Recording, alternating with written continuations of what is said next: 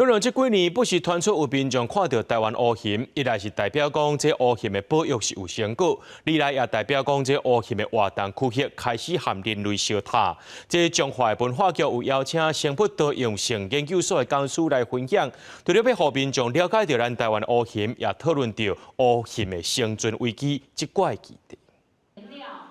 大人囡仔也未必要替台湾乌熊喂食水，上重要的就是胸坎的所在有 V 字形，也是외白多样的特点。中华县文化局邀请农业部生物多样性研究所的讲师来上课，透过影片的解说，还有 DIY 活动，希望让民众愈了解台湾乌熊的品性。这个活动可以让我们比较能够清楚知道说，我们台湾的黑熊它们的特征还有习性是怎样的。 听故事啊，佮透过这创作的过程当中，我感觉因有法度把这保育动物的心植在他心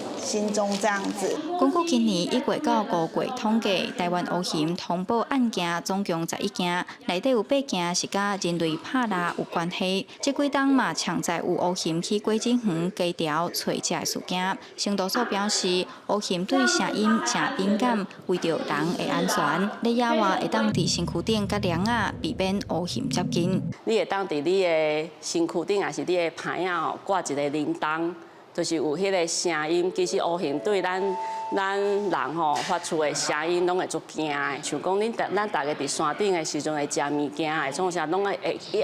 记你食物件爱收好好，因为乌熊的鼻仔足好的。 所以也闻到食物的